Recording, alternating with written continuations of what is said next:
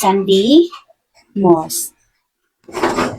So, hindi na po siya nag-follow sa akin.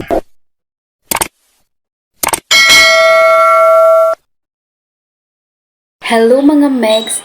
Welcome kaayo mo sa akong YouTube channel. Karong adlaw ay istudloan ta mo kung unsaon nato pagkakita sa atong mga gipang follow na gi-unfollow ta nila.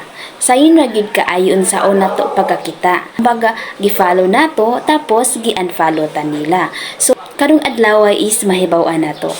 Kung nakauyon ka sa akong video, magsugod na ta, dili na ta magdugay. Unsa pa may dugayan? Ha? Yung first nating gagawin is i-open nyo lang po ang inyong Facebook or itong Facebook Lite. So, yung gagamitin ko is yung Facebook Lite. I-tap nyo po ang inyong profile. Tapos, click nyo po yung followers or itong mga pictures dito.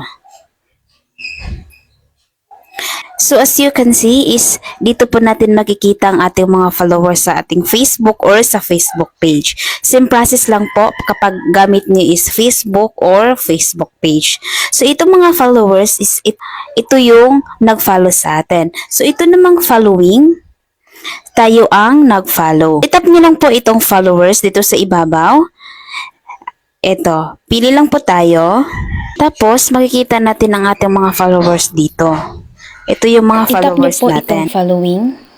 Tingnan po natin kung yung mga pinag-follow ko is naka-follow pa rin po ba sa akin. So, ito si Sandy Moss.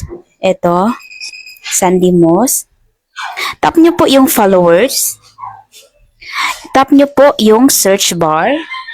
Search po natin, Sandy Moss. So, hindi na po siya nag-follow sa akin. Try po ulit tayo. Ito si Scarlett Lee.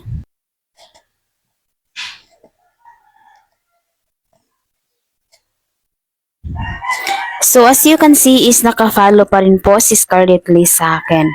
So, si Sandy Moss is hindi na po naka-follow sa akin. So, it's okay lang po. Ganyan po talaga pag tayo ay nakipag-follow to follow or nakipag-F to F.